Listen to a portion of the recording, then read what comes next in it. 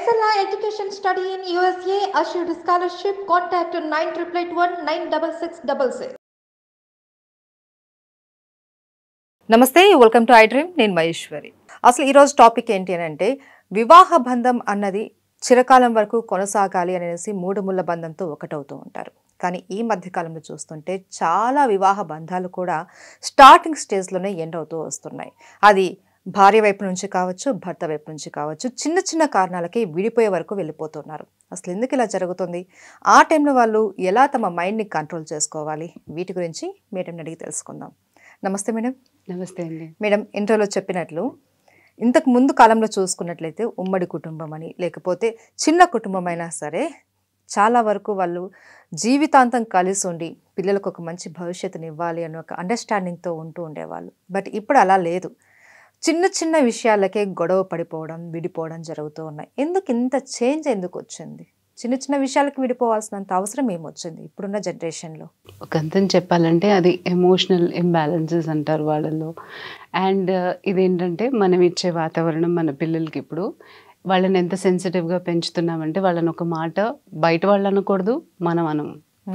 So కొంత మటుకు అవి కూడా డెఫినెట్గా ఇంకొక కొత్త పర్సన్ మన లైఫ్లో వచ్చినప్పుడు ఎక్కడైనా డిఫరెన్స్ ఆఫ్ ఒపీనియన్ వచ్చింది అని అంటే అది తట్టుకునే శక్తి మనలో లేదు. సగ్గం అక్కడే పాయింట్ వస్తుందన్నమాట, ఒక గీతలాగా. అది నేను ఎందుకు కాంప్రమైజ్ అవ్వాలి నీతో? నా లైఫ్ అంతా నీతో ఉండాలంటే నేను కాంప్రమైజ్ అవుతూ ఎందుకు ఉండాలి? సో అది ఒక్క పాయింట్తో చాలామంది చిన్న చిన్న గొడవలు ఉండనివ్వండి.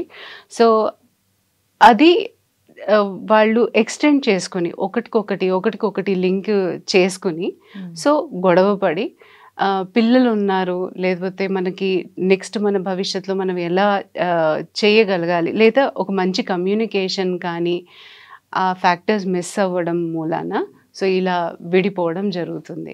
అండ్ పైగా ఎక్స్పెక్టేషన్స్. అదేంటంటే పెళ్ళి కాకముందు నా లైఫ్ ఇది, నేను ఊహించుకున్న లైఫ్ అది, అతను ఊహించుకున్న లైఫ్ అది. సో వాళ్ళిద్దరు ఊహించుకున్న లైఫ్ కొంచెం డిఫరెన్స్ అయ్యేసరికి there is kind of a gap అన్నమాట. అంటే ఇది నాది కాదు, ఇది ఏదో వచ్చింది, అందుకని నేను హడావిడిలో తీసుకున్న డెసిషన్, సో దానికి నేను ఇప్పుడు అనుభవిస్తున్నాను, నేను ఎందుకు అనుభవించాలి? సో అది ఒకటి. అయితే విమెన్ అండ్ మెన్ పవర్స్ అక్కడ. నువ్వు ఉద్యోగం చేస్తావా, నేను ఉద్యోగం చేస్తాను, నువ్వెంత సంపాదిస్తున్నావు, నేనెంత సంపాదిస్తున్నాను, ఆ గొడవలు ఎక్కువైపోయాయి. కాంప్రమైజెస్, నేను ఎందుకు ఇంట్లో పని చేయాలి, నువ్వు కూడా ఈక్వల్గా చెయ్యి.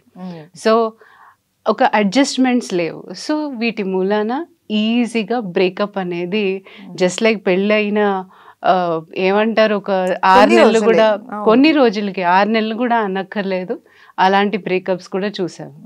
సో ఎస్, ఇది బాధాకరమైన విషయమే. ఒక రిలేషన్షిప్ అంటే ఎంత ఎంత కాంప్రమైజెస్ ఉంటాయి, అలాగే దాంట్లో స్వీట్నెస్ కూడా ఉంటుంది. సో రెండు కలిస్తేనే కదా యాక్చువల్గా ఒక ఫ్లరిష్ అయ్యేది రిలేషన్షిప్. సో అది జరగట్లేదు ఈ మధ్య. సో ఎక్కడున్నా ఫస్ట్ నెగిటివ్ థాటే ఫస్ట్ మనం దాన్ని ఇది నెగిటివ్ థాటే ఫస్ట్ వస్తుంది మనకి. సో దాని మూలాన ఏంటంటే అది ఎక్స్టెండ్ అయ్యి కొంతకాలానికి విడిపోవడం అనేది జరుగుతుంది. అయితే మేడం, నాకు ఒక డౌట్. ఆఫ్టర్ మ్యారేజ్ తర్వాత వచ్చిన గొడవలతోటి విడిపోవాలి అని సిద్ధపడినప్పుడు తీసుకునే కౌన్సిలింగ్ అన్నది మ్యారేజ్కి బిఫోర్ పెళ్లి చేసుకోబోతున్నాము అన్నప్పుడు కౌన్సిలింగ్ సెంటర్స్కి వెళ్ళి what about me, what about you అన్నది ఒక కౌన్సిలింగ్ సెంటర్కి వెళ్ళి అలా కౌన్సిలింగ్ తీసుకున్న తర్వాత లైఫ్ని స్టార్ట్ చేస్తే ఎంతవరకు రిజల్ట్ ఉంటుంది? చాలా మంచి పాయింట్ చెప్పారు. యాక్చువల్లీ అది ఈ మధ్య చూసింది కొన్ని కల్చర్స్లో వస్తున్నాయి బయటికి.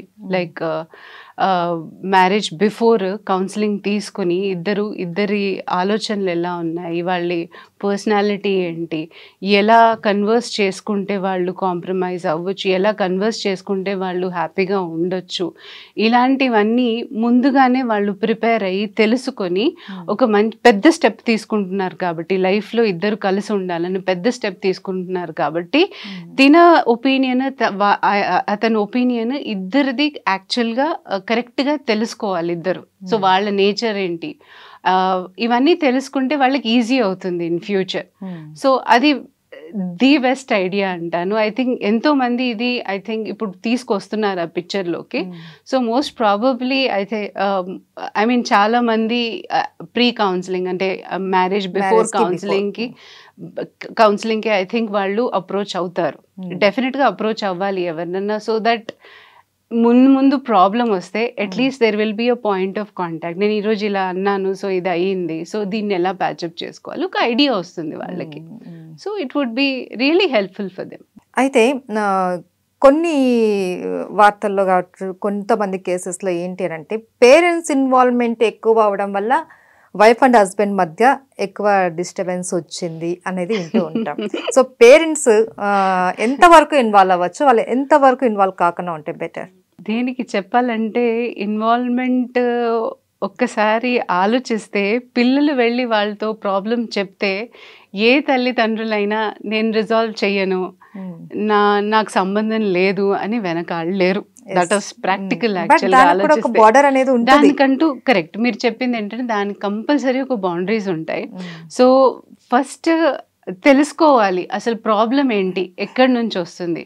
అంటే మన పేరెంట్స్లో ఒక వీక్ పాయింట్ ఏముంటుందంటే, అబ్బాయి సఫర్ అవుతున్నా అమ్మాయి సఫర్ అవుతున్నా అమ్మాయిలోంచి మంచే కనిపిస్తుంది కానీ అబ్బాయిలోంచి తప్పులు తీయరు.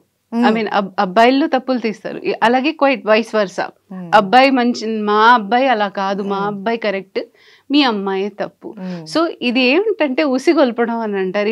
ఇద్దరు ఇంకా ఫ్రిక్షన్స్ పెంచుతున్నారే కానీ మీరు కలపడానికి ఎక్కడ ట్రై చేయట్లేదు వాళ్ళిద్దరిని.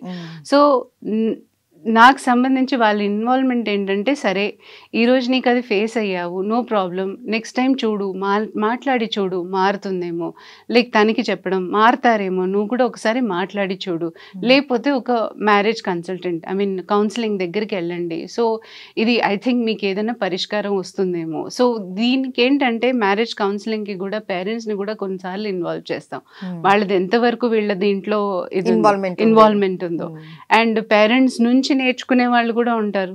ఇప్పుడు మదర్ అవ్వనివ్వండి, ఫాదర్ అవ్వనివ్వండి, ఏదైనా చిన్న చిన్న మాటలకి మనం కసురుకుంటూ ఉన్నా, పోట్లాడుతూ ఉన్నా సేమ్ పిల్లలు అబ్జర్వ్ చేస్తున్నారు కదా, గ్యారంటీగా చేస్తారు కదా. సో చేసినప్పుడు వాళ్ళలో కూడా ఇలాంటి భేదభావాలు ఎక్కడైనా కనిపించాయి ఆపోజిట్ పర్సన్ దగ్గర అంటే డెఫినెట్గా అది ఫాలో అయ్యే ఛాన్సెస్ ఉన్నాయి అన్నమాట.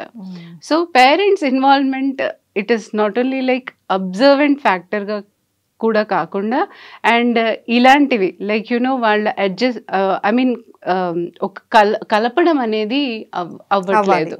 సో ఇక్కడ అగేన్స్ట్ చేస్తున్నారు, అక్కడ అగేన్స్ట్ చేస్తున్నారు. సో అలా కాకుండా ఇద్దరిని వాళ్ళు ప్యాచప్ చేయడానికి as a matured person, as a role models వాళ్ళు ఏం చేయగలరు అన్నది వాళ్ళు ఆలోచించుకోవాలి. అండ్ కొంతమంది కొన్ని కేసెస్లో వైఫ్ అండ్ హస్బెండ్ విడిపోవాలి అని డిసైడ్ అయినప్పుడు ఆ ఇంట్లో జరిగే చిన్న ఇష్యూస్ పిల్లల మీద చాలా ప్రభావం చూపిస్తాయి అని అంటారు.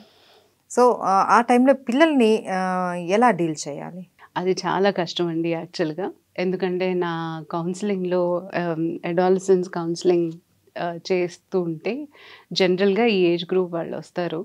అండ్ వాళ్ళ డిప్రెషన్స్తో కానీ, యాంగ్జైటీ ఇష్యూస్తో కానీ, లేదా ఏదో ఒక ప్రాబ్లంతో బాధపడుతూ ఉంటారు. యాక్చువల్ మెయిన్ కారణం ఏంటంటే బ్యాక్ ఎండ్ ఇదే ప్రాసెస్ నడుస్తూ ఉంటుంది.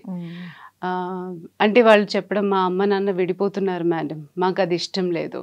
సో పిల్లల కళ్ళల్లో నీళ్లు చూస్తాను ఆ టైంలో, మాకు వాళ్ళు విడిపోవడం ఇష్టం లేదు, వాళ్ళు మాట్లాడుకోరు.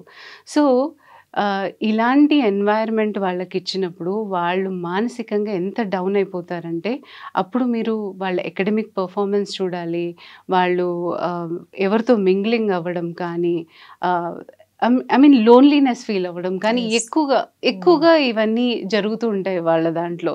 సో అది చూసుకొని వాళ్ళు కనీసం ఐ మీన్ వాళ్ళని ఓదార్చకుండా నువ్వు కూడా ఇంతేనా అని ఇద్దరు ఒకళ్ళ మీద ఒకళ్ళు ఫ్రిక్షన్ చేసుకుంటూ పిల్లల మీద కూడా రావడం అనేది చాలా జరుగుతుంది ఈ కాలంలో.